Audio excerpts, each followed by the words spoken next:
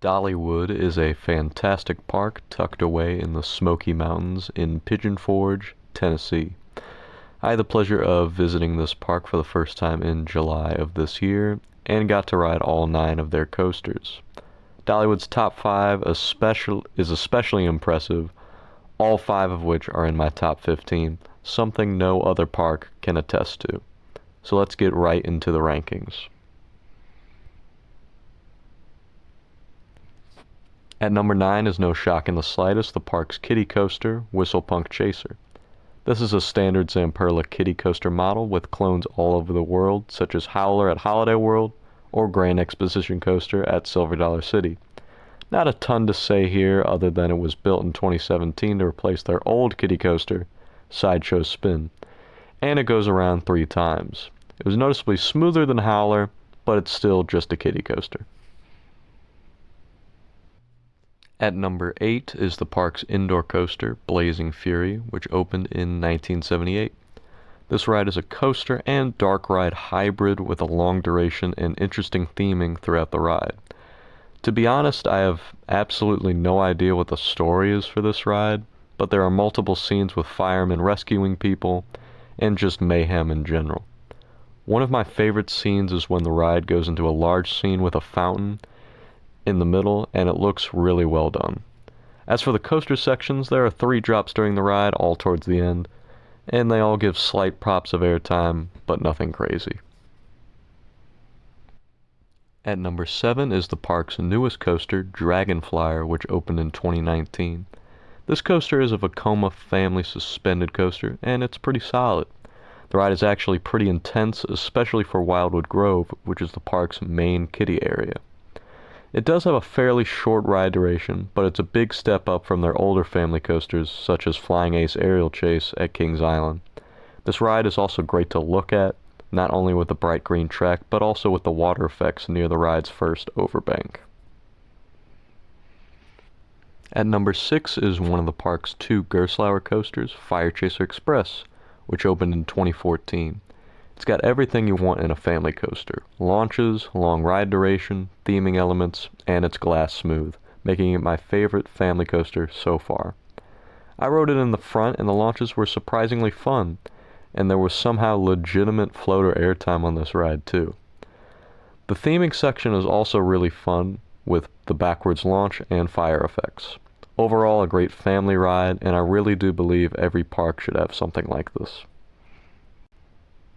At number 5 is the first thrill coaster on the list, Tennessee Tornado, which opened in 1999. This ride is a fantastic aero custom looper, actually being one of the last ones they built before going bankrupt. The ride is pretty short, but it packs a ton of intensity in that time with 3 really good inversions and a solid airtime moments on the first drop and into the final brake run. The ride is also somehow glass smooth for an aero coaster, with no headbanging whatsoever. Only fault with this ride is its shortness, but it's still at number 15 in my overall rankings. At number 4 is the park's wing coaster, Wild Eagle, which opened in 2012. This is a breathtaking ride to just look at as you drive up to the park, or are just walking around the pathways. The ride is also is a great coaster too, with 4 superb inversions and an airtime-filled first drop. The vest restraints are a little bulky, but nothing too restrictive, and this ride is surprisingly intense in the first half, but does kind of meander in the second half. Nevertheless, it's still a great B&M coaster, and is easily in my top 15 as well. At number 3 is the park's Gerstlauer Eurofighter, Mystery Mine, which opened in 2007. This ride, as I said in my review, is a package ride through and through with great theming and coaster sections. The finale especially is absolutely nuts, with a beyond vertical drop and 2 great hang-time filled inversions. The theming really uplifts this ride for me though. I just love the atmosphere while on the ride, or just in the queue line with the music blasting.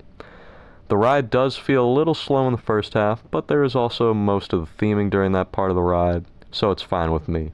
Plus, the first almost vertical drop outside gives great airtime too. I love this ride a lot, and it's so close to being my top 10, but it's just barely edged out by a few coasters. At number 2 is the park's only true wooden coaster, Thunderhead, which opened in 2004. This GCI Woodie's a fantastic mix of intense turns and airtime pops, while also having a great ride duration. It is a little rough around the edges, but it's nothing that would be enough to ruin this ride. This ride is just simply relentless from start to finish, and it honestly felt like it just kept going on forever in the best way possible. All that combines for this ride to easily be in my top 10 and one of my favorite rides in the park, but not quite the best. And at number 1 is no shock at all, it's Lightning Rod, the park's RMC launched hybrid coaster built in 2016. This ride gets a ton of hype, and I think it's pretty well deserved with a really fun inclined launch to start the ride and an airtime filled quad down to end. The ride packs a lot in its slightly short duration, with basically every element being an ejector airtime hill on a hillside. The ride is also really smooth in the steel sections, but a little rough in the remaining wooden sections. However, it's nothing to detract from the ride. Overall, Lightning Rod is an airtime machine, to put it simply, and is by far the best coaster at this amazing park. Do you agree with Lightning Rod being the best at Dollywood, or do you think it's overhyped? Post your thoughts in the comments section below. Be sure to subscribe for more content and check out my reviews of the coasters at Dollywood.